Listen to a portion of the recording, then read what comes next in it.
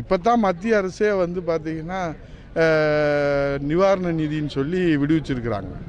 அதுவும் நம்ம பார்த்தா ஒரு கண்ணில் சுண்ணாம்பு ஒரு கண்ணில் வெண்ணெய். பக்கத்தில் இருக்கிற கர்நாடகத்திற்கு அரசுக்கு இன்றைக்கு அவர்கள் கேட்ட நிதி வறட்சி நிவாரண நிதி என்பதை நாம் பார்க்கிற போது நம்முடைய தமிழ்நாட்டுக்கு அவர்கள் கொடுத்துருக்க நிதி வந்து இப்போ தமிழ்நாட்டுக்கு 276 கோடி, கர்நாடகத்திற்கு 3454 கோடி, நம்ம கேட்டது 38,000 கோடி பாதிக்கப்பட்டிருக்குது. தொலைநோக்கு திட்டம், நிவாரணம், அப்புறம் வந்து ஒரு வெள்ள தணிப்பு நடவடிக்கை. இதை முதல்ல புரட்சி தமிழர் எடப்பாடியாக தான் கொடுத்தாங்க.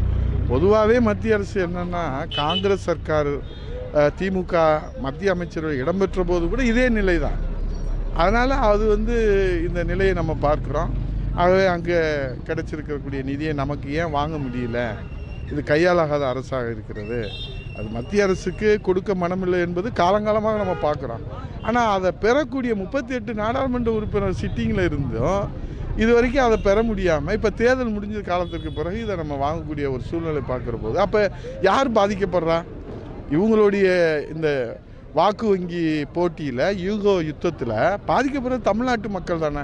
அதனால தான் நம்முடைய புரட்சி தமிழர் எடப்பாடியார் என்ன சொன்னார், தேசிய கட்சிகள் அதை சார்ந்து நிற்கக்கூடிய கூட்டணி நிற்கக்கூடிய கட்சிகள் எல்லாம் தமிழகத்துடைய நலனை வந்து தங்களுடைய கட்சியினுடைய வளர்ச்சிக்காகவும் பாதுகாப்புக்காகவும் வாக்கு வங்கிகளுக்காகவும் அவர்கள் நம்முடைய மாநில உரிமையை காவு கொடுக்கிறார்கள்.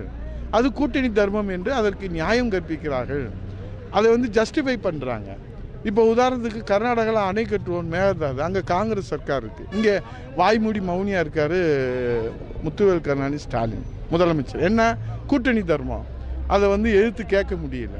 அப்போ மாநில உரிமை பறிபோகுது. முல்லை பெரியாறில் கம்யூனிஸ்ட்டு இங்கே கூட்டணியில் இருக்காங்க, அங்கே கம்யூனிஸ்ட்டு ஆட்சியில் இருக்காங்க. அவர் புதிய அணை கட்டுவோம் அப்படின்னு சொல்கிறாரு. அதை தட்டி கேட்குறதுக்கு முதலமைச்சருக்கு திராணி இல்லை. ஏன்னா கூட்டணி தர்மம். செய்திகளை உடனுக்குடன் தெரிந்து கொள்ள உடனே சப்ஸ்கிரைப் பண்ணுங்க.